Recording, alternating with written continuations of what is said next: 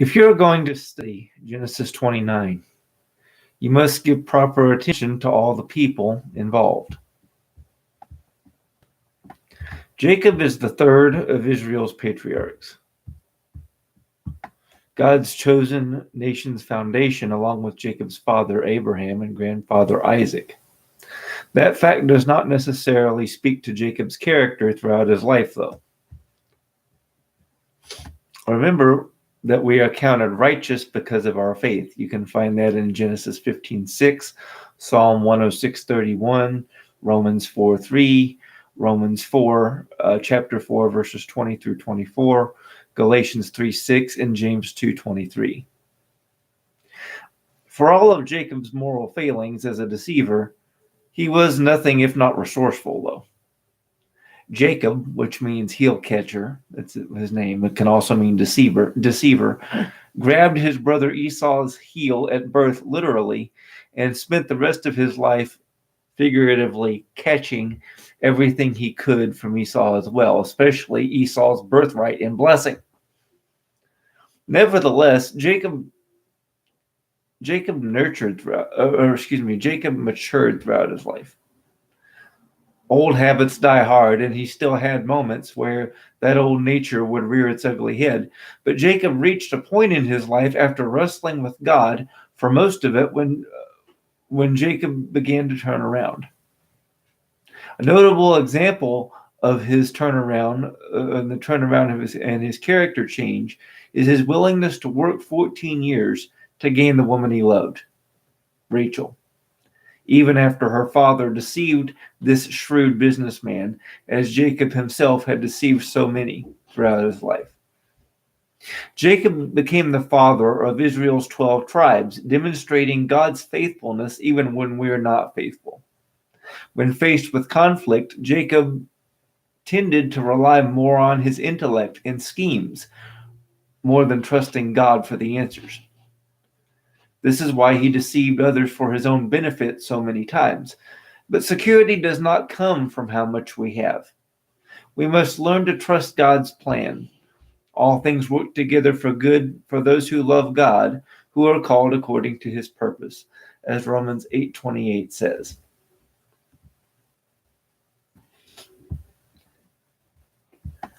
Selfishness is part of the sinful nature that we all inherited from Adam. But not everyone turns selfishness into an art form and makes it a way of life. Laban is one of those people who did just that. The name Laban means white. But perhaps he should have been named Narcissist, like Lex Luger's name was when he first entered WWE in 1993, because Laban's whole life revolved around himself.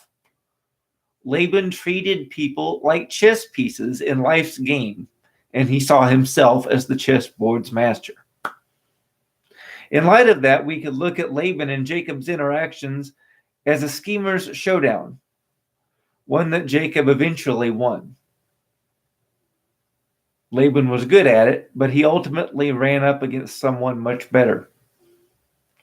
People who use others will eventually be used themselves. Galatians 6:7 says, "Make no mistake, God is not mocked. A person will harvest what they plant." Moving on to the next person in Genesis 29, we come now to Leah. Women got the right to vote here in America over 100 years ago, but that was not the beginning of women's rights. It was just the next step on the journey of women's rights. But Leah's time and place in history were many steps farther back on that journey. In Leah's day, women were property, bargaining chips, and Leah happened to be the daughter of a man who saw everyone that way, not just women. Laban tricked Jacob into marrying a woman he did not love, that would be Leah, so that Jacob would serve him longer for Laban's other daughter that he did love, Rachel. This was all done without Leah's input or consideration of her feelings. Leah was not stupid, though. She knew Jacob didn't love her, but she wanted him to. That's why Genesis 29:32 says that her first son was named Reuben, which means see a son, because she said, "The Lord saw my harsh treatment, and now my husband will love me." The sad fact is that Leah was caught in the middle of a romantic love story that was not her own, but one between her husband and her sister. Jerry. No, I'm just kidding. But God loved her most of all. God loved Leah more than anyone else did. Even though it might not have felt like that during most of her life, God noticed her and cared for her more than she could imagine.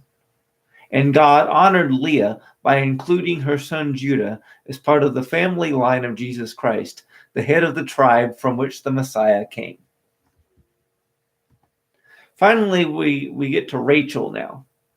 Now, it's interesting because the same well at which Rebekah met Abraham's servant Eliezer that eventually led to Rebekah becoming Isaac's wife is the one where Rebekah's son Jacob served Rachel 40 years later and fell in love with her. Jacob, the selfish deceiver, was bitten by the love bug, shot with Cupid's arrow or whatever other cliche you want to use. He loved Rachel so much that he was willing to work for and be manipulated and deceived by her father Laban for 14 years to be able to marry Rachel. He even put up with being tricked into marrying Rachel's uglier sister Leah, who he didn't love, while waiting for Rachel. This eventually led to problems, as polygamy usually does, as the two sisters became jealous of each other and competed for Jacob's affections via the number of children they could produce.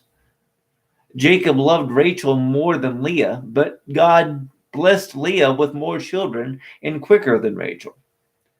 If there was any character flaw in Rachel, though, it's that Rachel saw children as a sign of her husband's love for her. Jacob had already proven his love for Rachel just by the fact that all he was willing to put up with for her.